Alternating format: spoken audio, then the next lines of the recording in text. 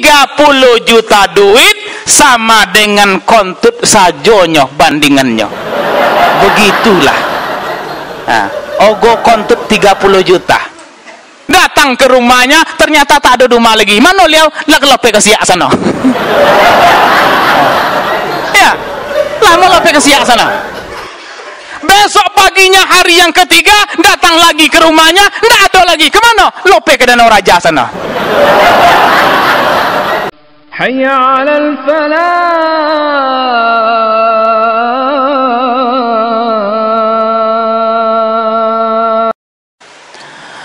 Assalamualaikum warahmatullahi wabarakatuh.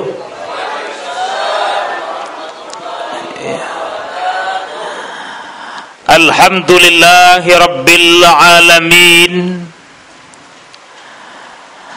Alhamdulillahilladzi anzala as-sakinata fi qulubil mu'minin liyasdadu imanan ma'a imanihim.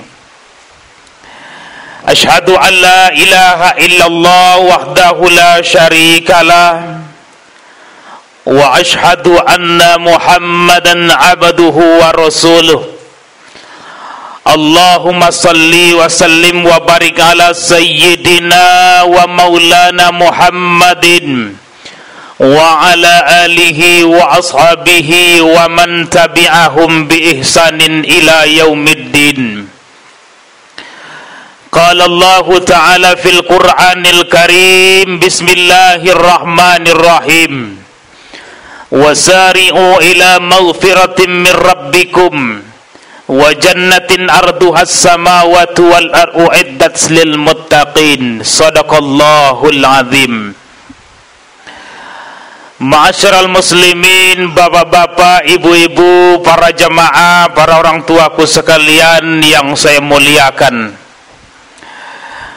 Pertama yang sama-sama kita hormati orang tua kita, Pak Imam Besar Masjid Paripurna Kelurahan Rawang 4, Bapak Al-Ustad Al-Mukarram Syekhuna Al-Ustad Mukhtar.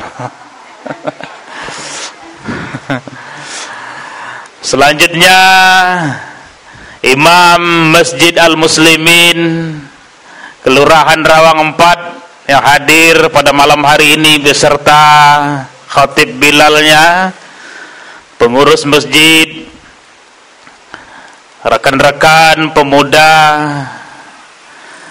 kemudian ada imam juga dari Masjid Paripurna Rawang 4 yang hadir pada malam hari ini.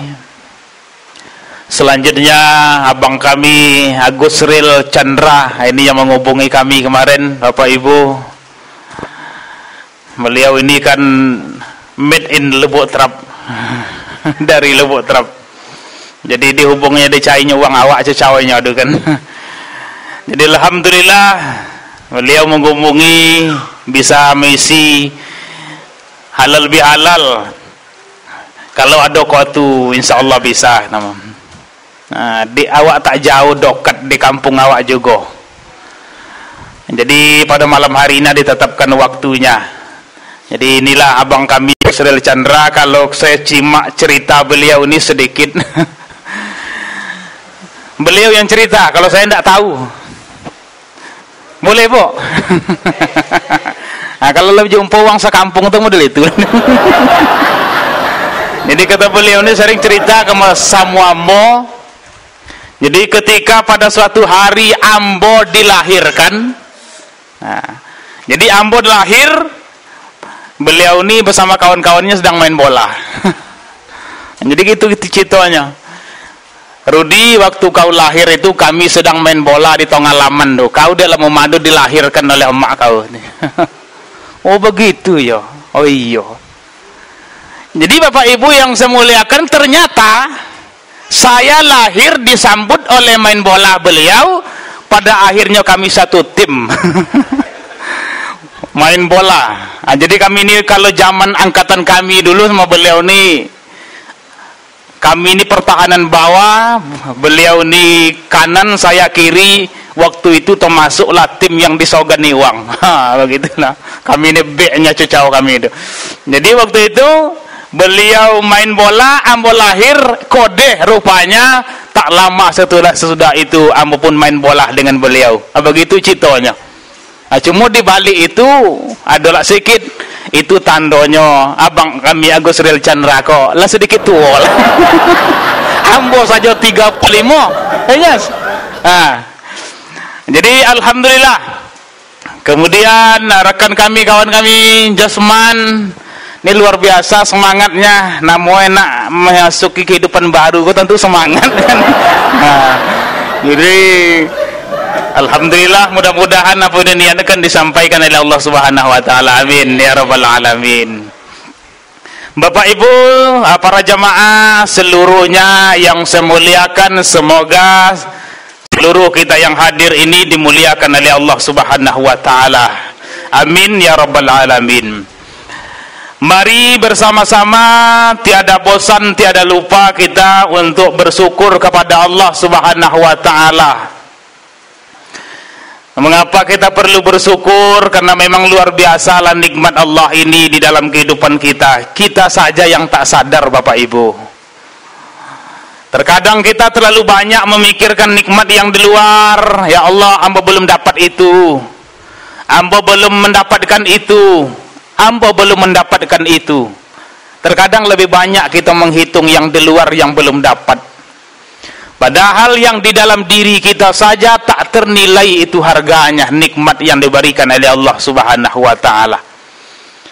Oleh sebab itulah maka di dalam Al-Qur'an Allah di dalam surat Ar-Rahman itu mengulang 31 kali persoalan nikmat ini. Fabi ayyi ala'i rabbikuma tukadziban.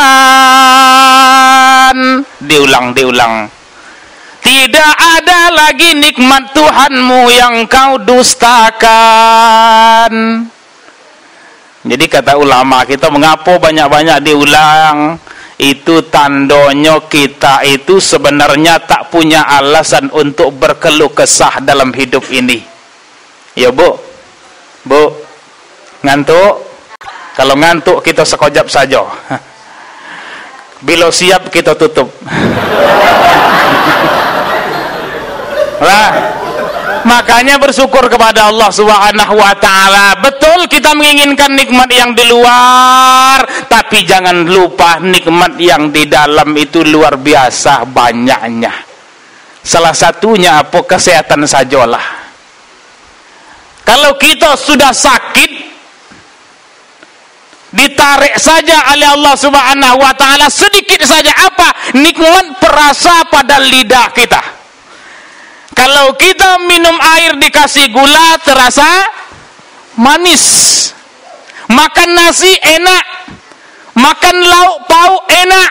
Makanan apapun yang kita suka dimakan enak. Maka Allah tarik beberapa hari saja nikmat perasa di lidah kita itu, maka semua yang enak tadi menjadi pahit, hilang sedikit saja nikmat pada diri kita, maka kita sakit. Nah, pada saat itu dapat kita rasakan sedikit saja hilang nikmat itu, kitalah terganggu di tengah-tengah kehidupan kita. Bagaimana nikmat yang banyak diambil oleh Allah Subhanahu wa taala? Apalagi sakitlah, mohon maaf yang bose-bose yang buat-buat. Ambo cerita, kalau buka YouTube ambo tuh obed. Apa cerita? Mohon maaf, ambo sering menyampaikan itu sebuah nikmat yang kita anggap hina, yang orang lain apabila dekat dengan kita, yang mendapat nikmat itu, orang lari daripada nikmat itu. Apa tuh?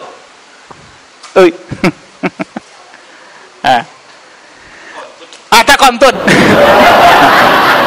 Ini kan menyimak atau itu kan.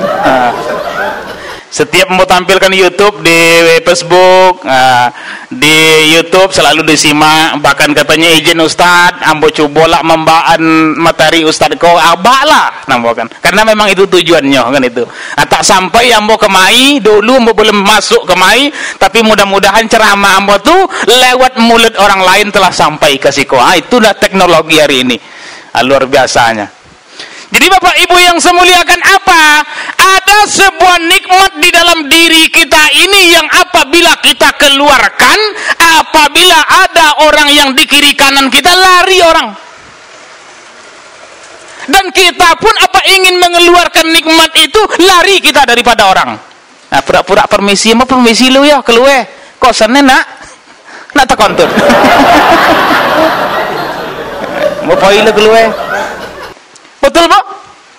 Nah, Bapak Ibu yang saya muliakan, kita anggap hina, orang benci mendengarnya, kita pun malu mengeluarkannya, buang angin, kentut. Nah, Bapak Ibu yang saya muliakan, coba kalau seandainya Allah tahan itu, nggak usah lama-lama, 1 hari saja kita tak bisa kentut. Bagaimana?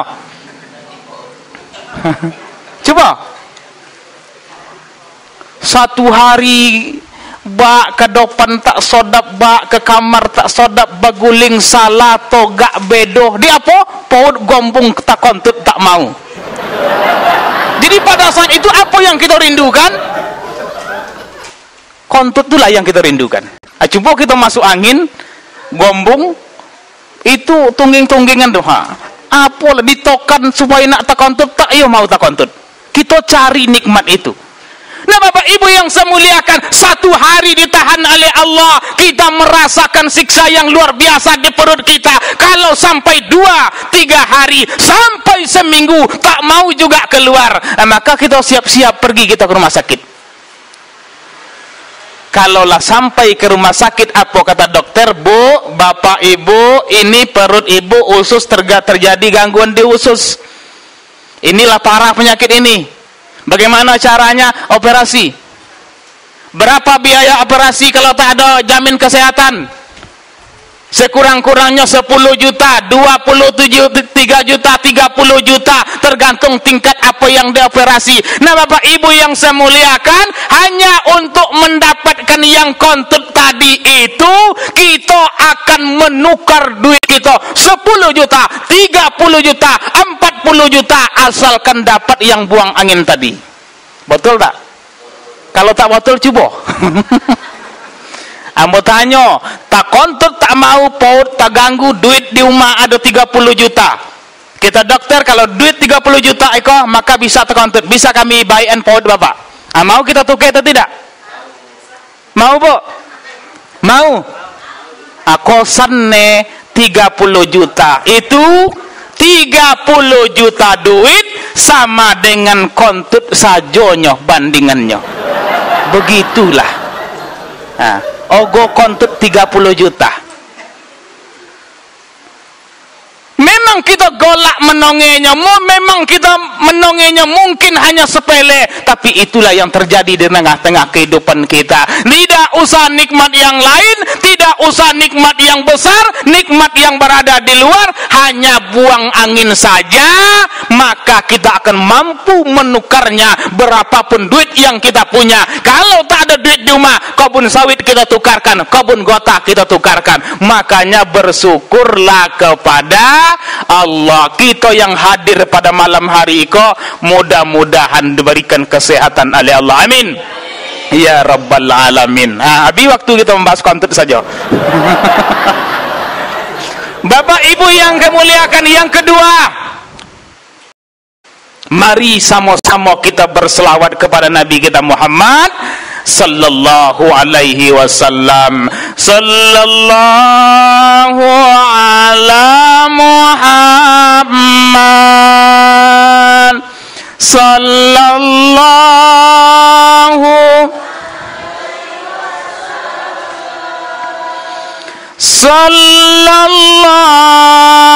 ala Muhammad, sallallahu alaihi wasallam. Ya Nabi salam, ya Rasul salam, ya Habib salam alaika salawatullah alaika. Ayo sama-sama. Sallallahu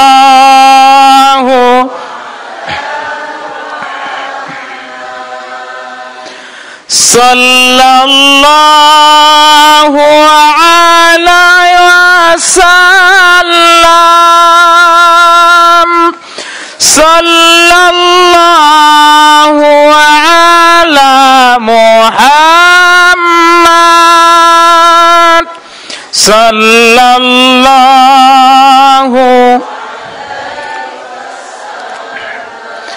ya Nabi salam alaika ya Rasul salam ya Habib salam alaika salawatullah sallallahu ala Muhammad.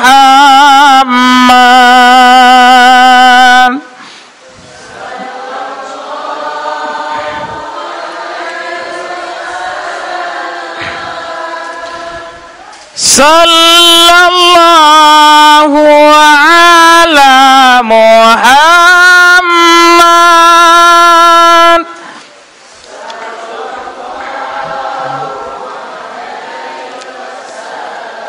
Bapak Ibu para jemaah yang semuliakan, banyak-banyak kita berselawat kepada beliau. Allahumma salli ala sayyidina wa maulana Muhammadin wa ala ali sayyidina Muhammad wa barik wa sallam.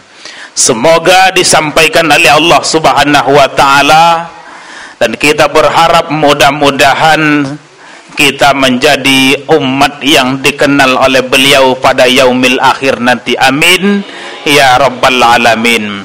Bapak Ibu para jamaah yang semuliakan, adapun niat kita pada malam hari ini acara halal bihalal.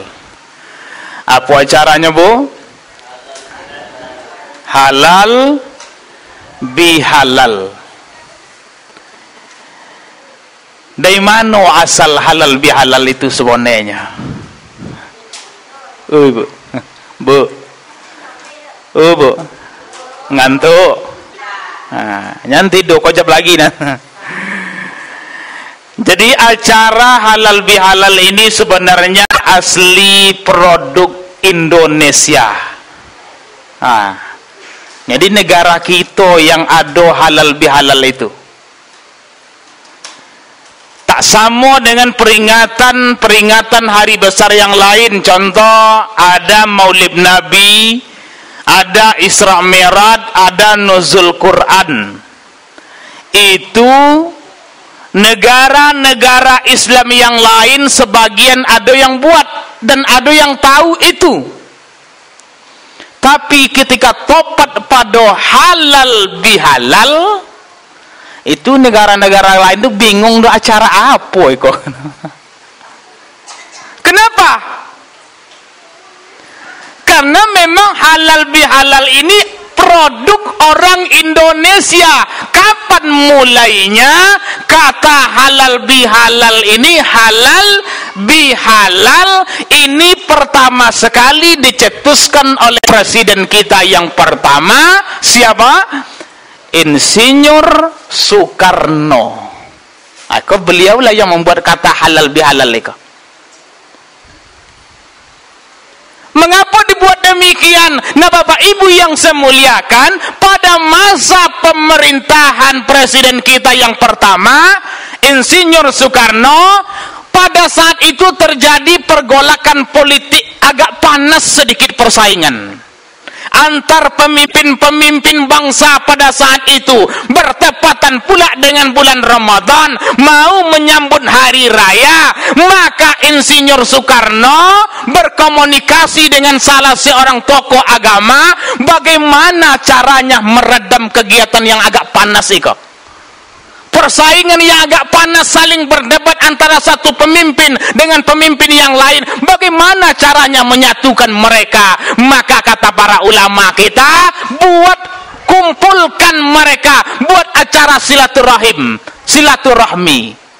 Maka Insinyur Soekarno mengumpulkan para pemimpin-pemimpin pada saat itu, dikumpulkanlah, maka beliau menyebut acara tadi sebagai acara halal bihalal. Pada prinsipnya apa? Acara itu untuk mengumpulkan orang, meredam suasana yang panas, saling berjumpa, saling bertatap muka, saling bersalam-salaman, supaya apa? Situasi kembali mendingin pada saat itu. Maka beliau sebut acara itu halal bihalal. Sampailah ke kampung kita kok. Itu sejarah. Aku sampai kampung kita, halal itu bahasa Arab, ditambah sebuah lagi bi, ditambah lagi halal, halal bihalal. Tapi kalau mau dicari bahasa halal bihalal ini dalam kitab, baik Al-Quran maupun hadis atau kitab-kitab yang lain, kitab-kitab yang kuning, itu tidak akan dijumpai kata halal bihalal itu. Ya Ustaz ya? Tidak jumpa itu. Kenapa? Halal bihalal itu bahasa Arab yang sudah diindonesiakan. Jadi halal bihalal ini sebenarnya bahasa Arab yang sudah dilogatkan dengan bahasa Indonesia. Makanya orang Arab sini kalau pergi ke Mekah, halal bihalal tahu enggak? Enggak tahu orang. Kalau halal saja tahu, tapi halal bihalal tidak tahu, karena halal bihalal sudah bahasa Arab diindonesiakan, kita yang buat. Makanya sampai pada hari ini, jadi Bapak Ibu yang semuliakan, pada malam hari ini selepas kita beridul fitri, setelah kita berramadan di bulan Syawal ini, apa yang hendak kita lakukan sebenarnya dalam momen halal bihalal ini? Ngantuk. Bu, sallallahu ala Muhammad. Yuk sama-sama. Sallallahu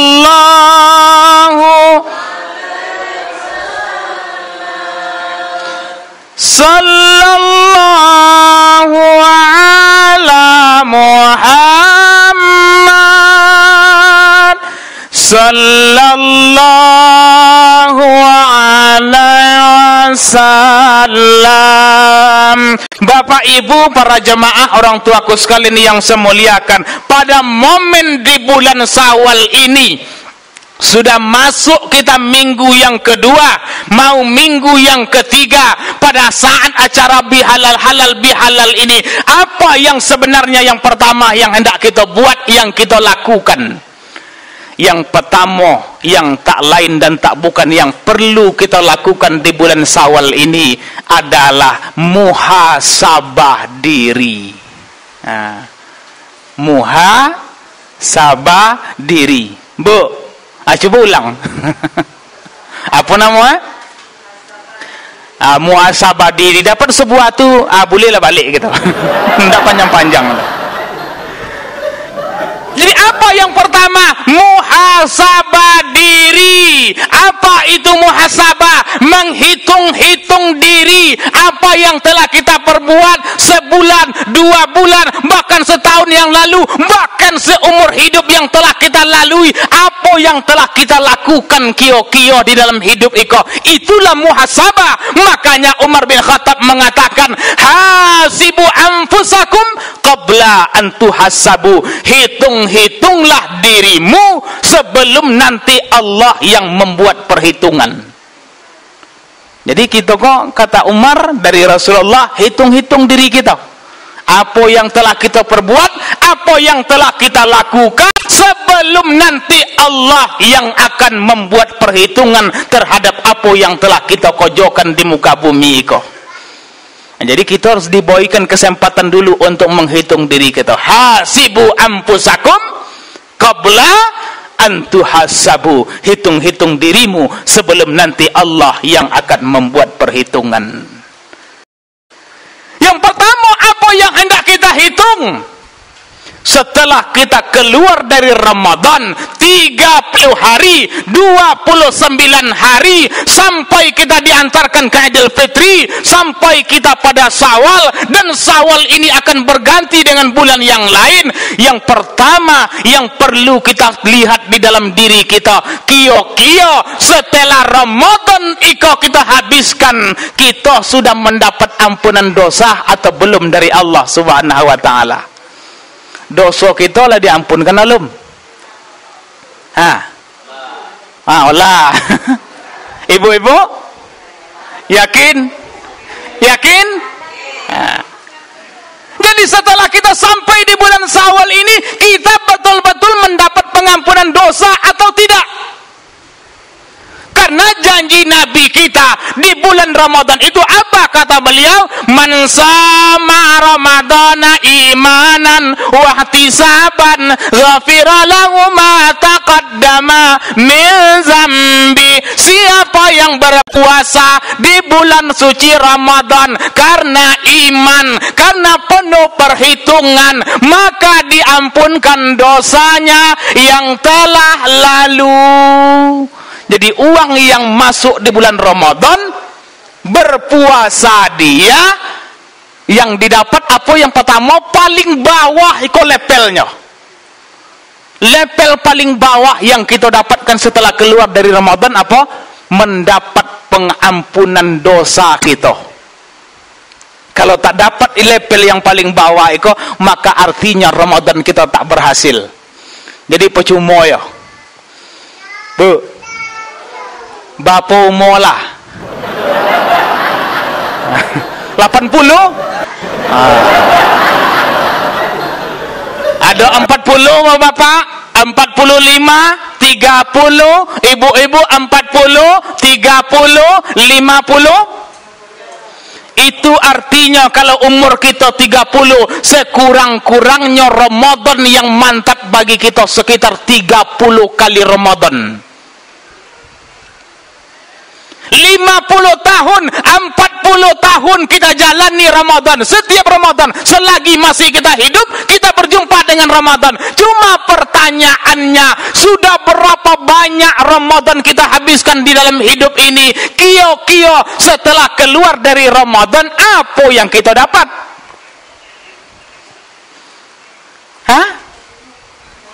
Yang kami dapat pas saya ayo ada THR. Ikulah salah ya kan. Lah 30 tahun Ramadan, 30 hari dibina di Ramadan, cuma untuk dapat THR sajanya. Jadi Bapak Ibu yang saya muliakan, apa minimal level yang paling bawah, yang paling onda itu setelah kita keluar dari Ramadan, kita diampunkan dosa.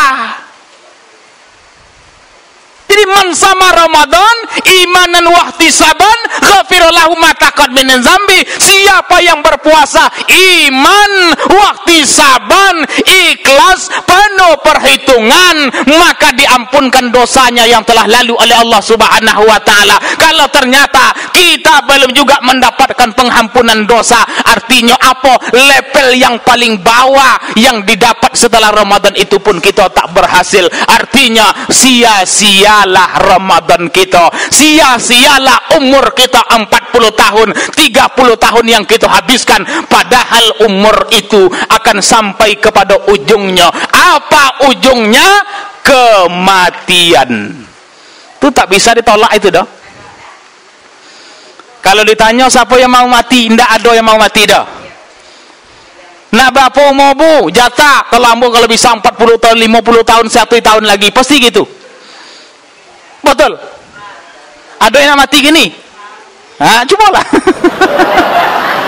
Jadi Bapak Ibu yang saya muliakan, umur kita habiskan, jatah hidup semakin sedikit, sementara Ramadan yang kita habiskan tak mampu membuat kita terampunkan dosa-dosa di sisi Allah, maka kita merugi.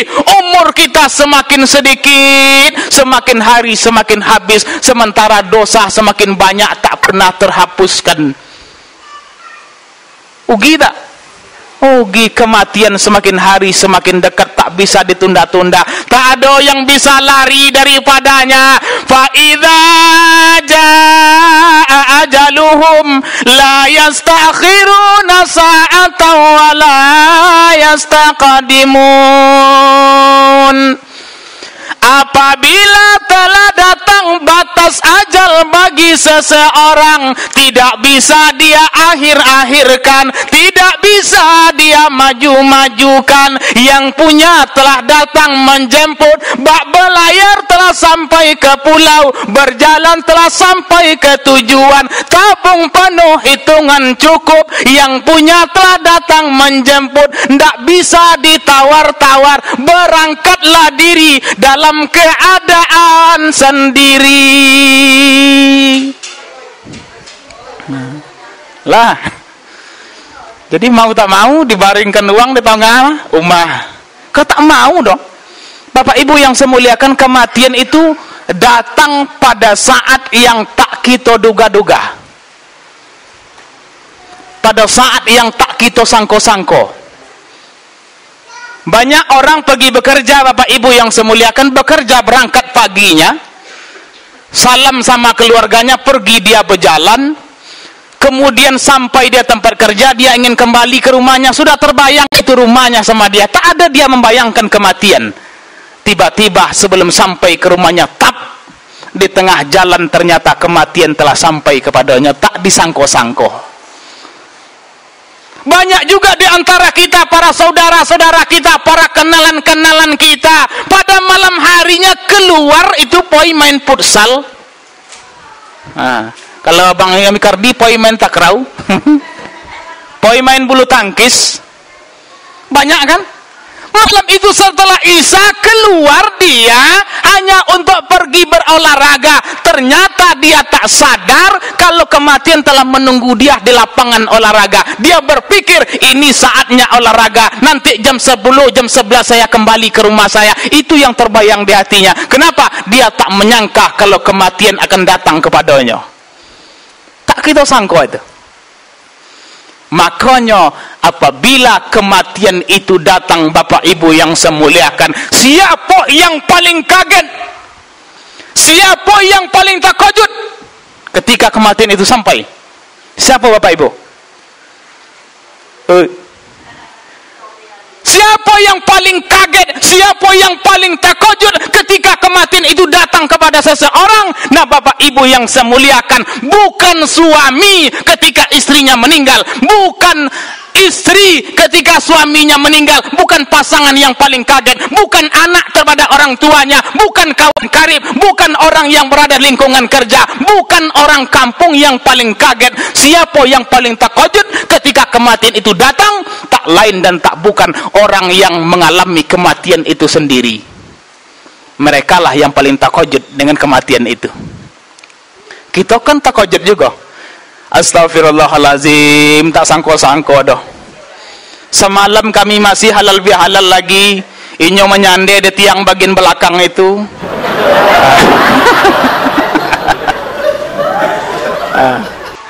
Kosane aiko lah meninggal. Kan takjub awak dong. Astagfirullahaladzim, inna lillahi wa inna ilaihi raji'un. Tadi kami masih jumpa di lapangan, tadi kami masih jumpa di kantor, tadi kami masih jumpa mendodos sawit, kami masih jumpa di pasar sama inyo tadi. Kosannya inyo lah meninggal dunia lah. Tak mau sangko-sangko dah, tak kojut awak. Inna lillahi wa inna ilaihi raji'un. Istri yang kucintai, tak mau sangko-sangko dah. meninggal dunia. Suami, innalillahi wa inna ilaihi raji'un. Tak mau sangko-sangko dah. Suami ambo, ternyata hari ini hari terakhir kami bersamanya. Inyo telah dipanggil oleh Allah Subhanahu wa taala. Kita terkejut, kawan terkejut, orang tetangga terkejut, orang lingkungan kerja terkejut. Yakinlah, di situ ternyata yang paling terkejut adalah kita sendiri yang mengalami kematian. Setelah kita berjalan, pada saat itu diambil oleh Allah kekuatan otot-otot kita, maka melemahlah otot itu. Yang kita berdiri langsung tumbang ke lantai, lalu pandangan mata kita dicabut oleh Allah Subhanahu wa taala menjadi gelap. Maka pada saat itu baru ingat, astagfirullahalazim. Itu dalam hati kita, ya Allah, ternyata kematian telah sampai kepada ambo. Tak ambo sangko-sangko doh. Padahal ambo punya cita-cita, tahun depan ingin ke situ, besok pagi ingin ke situ, nanti ambo ingin ke situ. Ternyata kematian telah sampai pada ambo. Ya Allah, kita yang paling takjub. Oleh sebab itu, apa Bapak Ibu yang semuliakan, sebelum masa yang paling mengejutkan itu datang, maka muhasabah dirilah sebaik-baiknya. Kematian akan sampai kepada kita pada waktu, pada tempat, pada situasi yang tak pernah kita sangka-sangka. Itulah rahasia kematian di sisi Allah Subhanahu wa taala. Kullu nafsin dha'iqatul maut. Astaghfirullah Rabbal baraya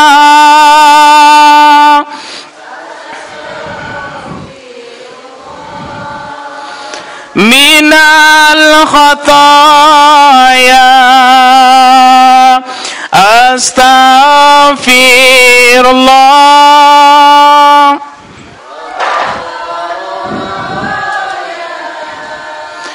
Astaghfirullah minal khataya. Ya tambah Bapak Ibu. Astaghfirullah Rabbal baraya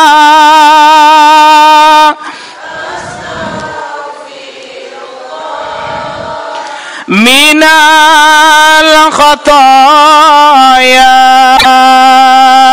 Astaghfirullah Rabbal baraya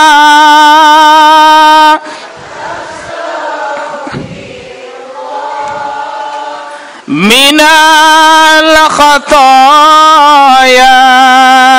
Bapak Ibu para jamaah yang semuliakan, demikianlah rahasia Allah Subhanahu wa taala kepada kita, dan kita ternyata tak akan bisa lari daripadanya. Semua kita akan mengalaminya. Bu, kita tak bisa lari, kita hanya bisa mempersiapkan diri untuk itu. Jadi cita kita kok bukan untuk orang lain. Itu kita citakan kejadian yang akan menimpa di kita masing-masing. Maka muhasabahlah diri, kira-kira Ramadan yang telah lalu, sudahkah dosa kita diampunkan oleh Allah Subhanahu wa taala? Bagaimana caranya mengetahui dosa kita diampunkan atau tidak oleh Allah Subhanahu wa taala? Yang paling mudah sekali, yang paling dasar sekali, caranya apa untuk mengetahui dosa itu diampunkan atau tidak oleh Allah? Kio-kio dosa itu kita sudah bonti mengojoannya atau belum pada hari ini. Itu tandanya. Itu yang paling senang. Lah, kalau dahulu di luar Ramadan, masuk Ramadan, kita sering tak sholat selalu kita abaikan, sholat selalu kita tinggalkan. Yang laki-laki jarang ke masjid, bahkan terkadang masjid ini kosong. Setelah sampai di Ramadan, kita dilatih selama 30 malam untuk datang ke masjid. Lalu di luar Ramadan, pada bulan ini, kalau dahulu kita tak sholat, kalau sampai juga setelah keluar Ramadan masih juga tak sholat, itu artinya dosa kita tak sholat itu belum diampunkan oleh Allah Subhanahu wa taala. Kalau dahulu kaum ibu-ibu masih punya dosa dengan para tetangga, dengan ibu-ibu yang lain, dosa dosa menyebut uang, dosa ghibah, dosa fitnah dahulu sebelum Ramadan sampai. Lalu setelah masuk Ramadan, keluar Ramadan hari ini masih juga menyebut uang lagi, masih juga fitnah orang lagi, masih juga ghibah lagi. Itu artinya dosa itu belum diampunkan oleh Allah Subhanahu wa taala. Nah, jadi siapa yang tahu itu? Kita sendiri. Oh iya. Ambo dulu tak sholat dah. Pas Ramadan ambo datang ke masjid. Setelah keluar Ramadan, hilang ambo dari masjid. Itu artinya mungkin dosa ambo belum diampunkan. Tandanya apa? Ambo buat lagi. Itu paling senang. Lah, kalau tak berubah kita dari dosa yang pernah kita lakukan, maka artinya dosa kita belum diampunkan oleh Allah. Makanya kata ayat yang dibacakan oleh adik kita tadi, wasari'u ila maghfiratin mir rabbikum wa jannatin arduhas samawati wal ard u'iddat lil muttaqin. Bersegeralah kepada ampunan Allah yang surganya seluas langit dan bumi, diperuntukkan bagi orang-orang yang bertakwa. Siapakah orang yang bertakwa itu? Orang yang berhasil dengan Ramadannya, karena ayatnya di bulan suci Ramadan. Ya ayyuhalladzina amanu kutiba alaikumusiyam kama kutiba alal ladzina min qablikum la'allakum tattaqun. Berpuasa supaya menjadi orang yang bertakwa. Surga seluas langit dan bumi untuk orang yang bertakwa. Kita dapat atau tidak? Dosa sudahkah diampunkan oleh Allah Subhanahu wa taala? Kita caranya muhasabah diri kita yang tahu. Tak usah disebut dengan uang. Lah, itu satu. Lalu apa lagi yang perlu kita muhasabah ketika di bulan Syawal ini? Yang kedua, levelnya di atas tadi. Kalau tadi level yang paling rendah, sudahkah dosa kita diampunkan oleh Allah? Yang kedua, sudahkah amal kita diterima oleh Allah? Ini kok perlu kok. Jangan hanya sekedar mengojoan saja. Sifat rojak itu perlu. Ya Ustaz, ada berharap kepada Allah itu perlu untuk level iman kita. Kalau level wali-wali Allah, orang-orang ahli tasawuf, ahli-ahli tarikat yang sudah tinggi kajiannya, iya ilahi anta maqsudi waridoh kamatulubi. Segala pekojoannya hanya mengharap ridho Allah. Nak sugo-sugo lah situ, nak nako-nako lah situ. Itu uang yang imannya sudah mantap. Kalau kita kok sodang sama yang jatuh ayam. Iya tak? Nah, bagaimana caranya? Perlu kita introspeksi. Ya Allah, salat amboku sudah benar atau belum? Ibadah amboku diterima atau tidak? Puasa 29 hari, tarawih 29 malam, membaca Al-Quran selama bulan suci Ramadan, kira-kira ikut diterima atau tidak ya Allah? Atau sia-sia? Lotil setiap malam tarawih, siap berbuka, itu setiap berbuka itu dulu kita waktunya cuma 1 jam. Berbuka jam 6:05 boleh atau 20 menit, maka Isya akan sampai nanti jam 7:25 atau 27 menit. Lebih kurang 1 jam. Itu datang ke masjid itu, cendol itu masih berbunyi dalam perut lagi. Jadi kami yang imam, gue sering imam, Bapak Ibu yang saya muliakan, kalau keluar itu imam, itu Allahu Akbar, itu baca-baca ayat itu sering cendol itu menguap tuh. Sering. Makanya kami siasati kalau pergi ceramah, kalau mengisi ceramah, di situ anggaran menjadi imam nanti, maka makan dikurangi sedikit. Nah, sedikit aja untuk ganjalnya Ustaz ya. Nah, kalau banyak-banyak nanti khawatir tersombu tahu isi dekel itu.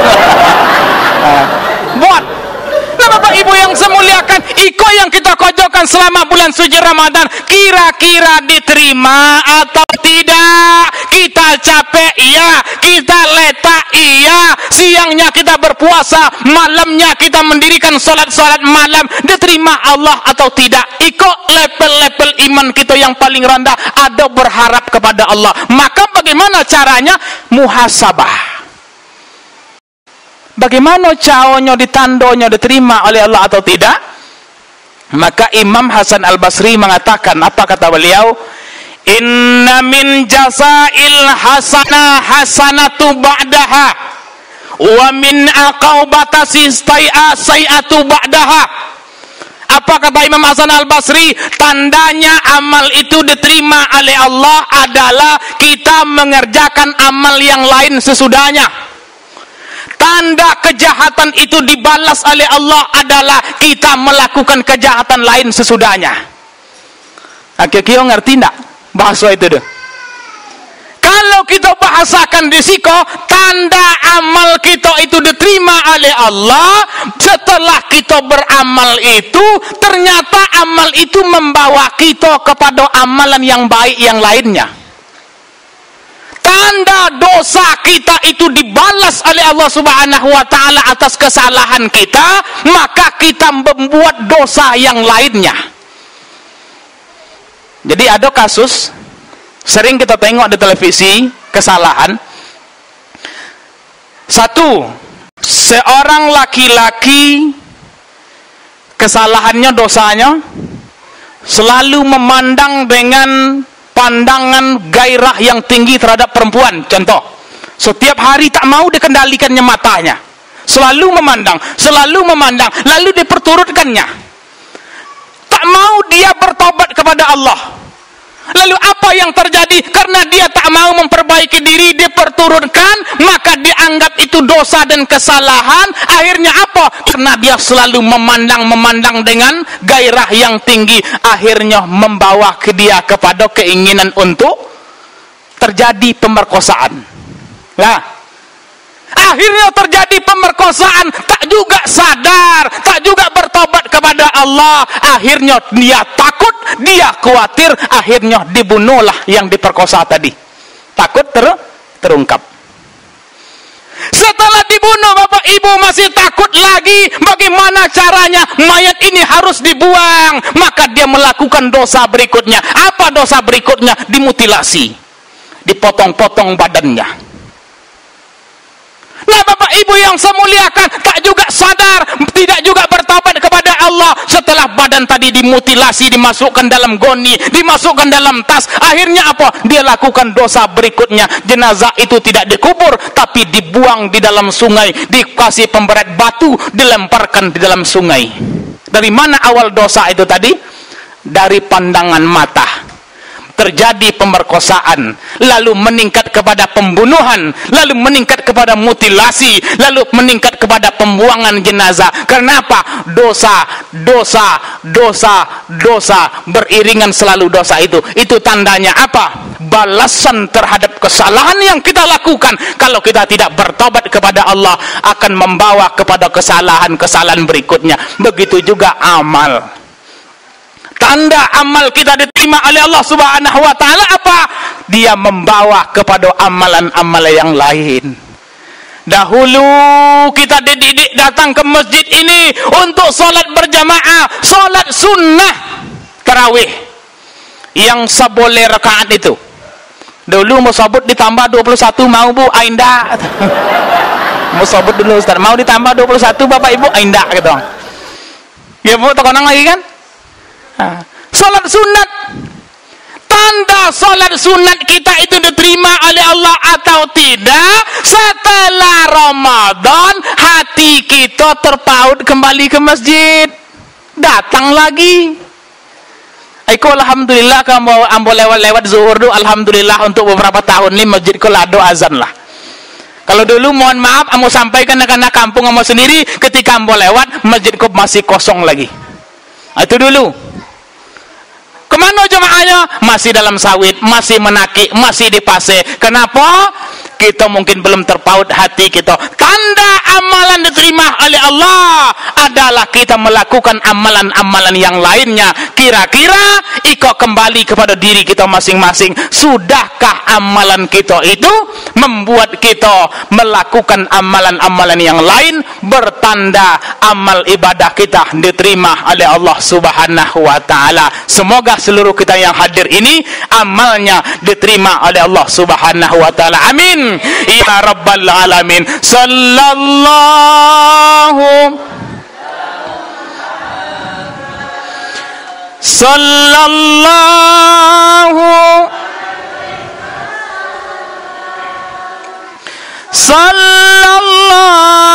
ala Muhammad sallallahu alaihi wasallam. Sallallahu ala Muhammad sallallahu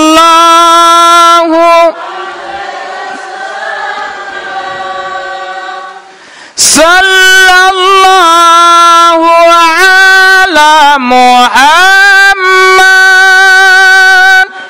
sallallahu.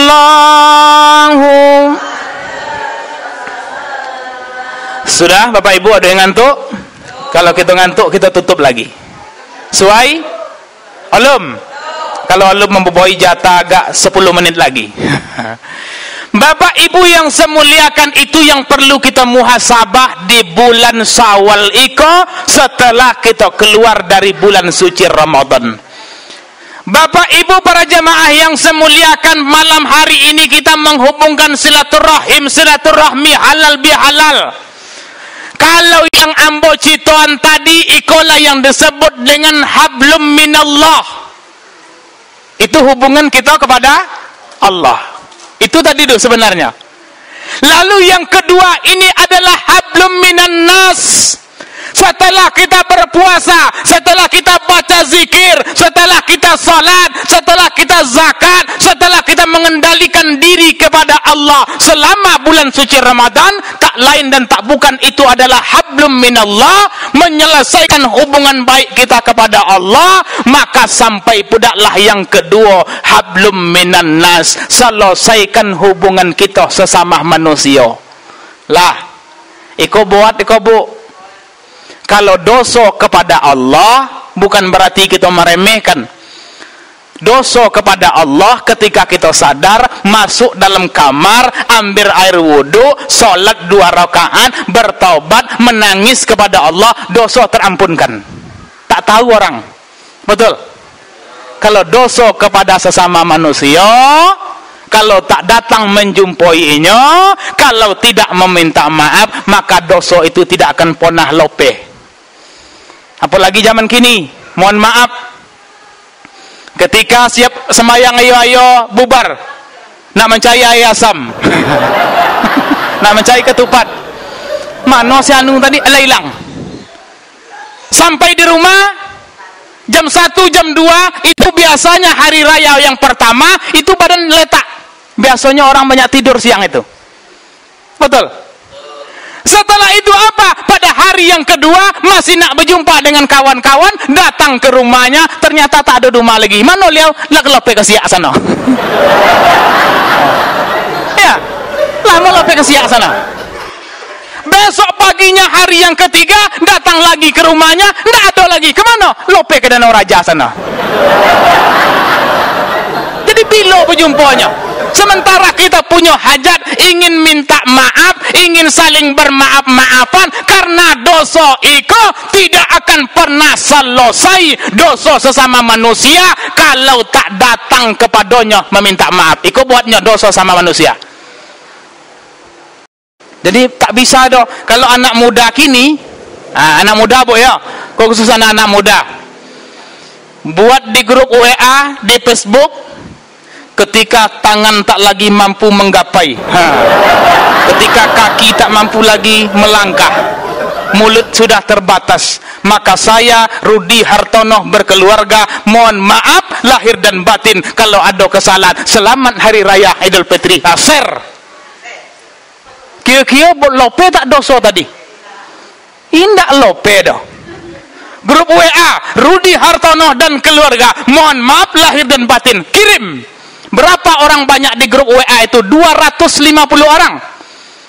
Kio-kio kepada siapa maksud kita yang minta maaf itu? Tak lope. Nah, kalau anak-anak muda kan begitu. Bagaimana caranya? Datangi, jumpai, sobut kalau ada yang salah, ambo minta maaf. Tapi ada syarat. Syaratnya apa? Ulurkan tangan, tatap mata, sobut apa hajat awak. Yang keempat apa? Manian muka. Jangan tangan taulu, muka masam. Muka lain. Amo minta maaf pada anji ya. Ini lah pero disobut. Bu, amo minta maaf kepada anji dulu, amo anta silap, anta tempo susah dulu. Bu, anak ambo sekolah, anak ambo butuh duit. Pada saat itu amo memangkit, bu, amo ambil dalam saya anji 3.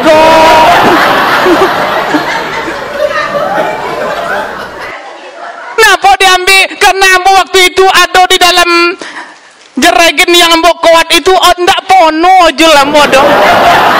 Mamonoan 3 saya kuang amu ambil lah aja lanji waktu itu, bu. Maaf ambo dosa sama bu. Ah iyalah gitu. Abang lope. Lah. Begitu juga dengan berondolan kawan. Dulu amo lewat di situ guni amo tak pono do, lewat pada sawit Ustaz Mutar amo ambil lagak sekeranjang memonon itu. Asobut. Itu kalau ada uangnya. Tapi kalau uangnya entah mano-mano, sawit Datuk Salim tu, minta maaf mau sampaikan pada siapa minta maaf. Tahu tak? Sawit Datuk Salim apa kan? Pada siapa kita minta maaf? Nak mengaku pada uang PT itu uang di Bokojo situ. Kepada siapa kita minta maaf? Bagaimana caranya? Kalau sudah tentu yang demikian, bertobatlah kepada Allah, banyak-banyak bersedekah. Kita minta maaf mano-mano Datuk Salim, toh siapa-siapa yang punyanya, onta Soeharto, onta Cino, toh sementara setiap kita nak ayo-ayo, kita ambil yo, enggak 3 janjang punya uang tu. Di mana kita minta maaf? Tak tahu orang yang punya entah di mana-mana. Poi kita pabrik itu orang itu juga bekerja di situ. Kemana kita mau bayar? Tak selesai itu. Iko payahnya dosa sesama manusia itu harus mengaku, harus datang kepada uangnya. Itu pun kalau ada orangnya. Kalau orangnya tak tahu, kemana lagi? Pertama segera bertobat, hentikan itu, lalu banyak-banyak bersedekah. Ya Allah, ambo dulu tempo susah, pernah mengambil sejanjangan punya uang itu. Ini ambo bersedekah 1 ibu, ambo bersedekah 2 ibu, sampaikan sedekah ambo iko terhadap barang uang yang pernah ambo ambil itu, tak siapa-siapa uangnya. Iko cawannya menyelesaikan dosa kita yang tak tahu harta siapa yang pernah kita ambil dalam kehidupan iko.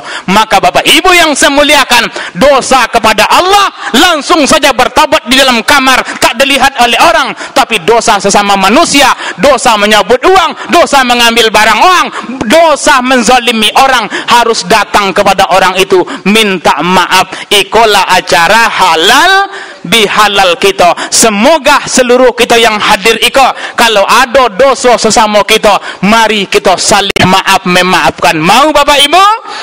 Mau? Selepas acara kita berdiri sama-sama, mari kita salam-salaman supaya dosa kita sesama kita yang hadir iko dihapuskan oleh Allah Subhanahu wa taala dan kita tergolong hamba-hamba Allah yang beruntung. Amin ya rabbal alamin.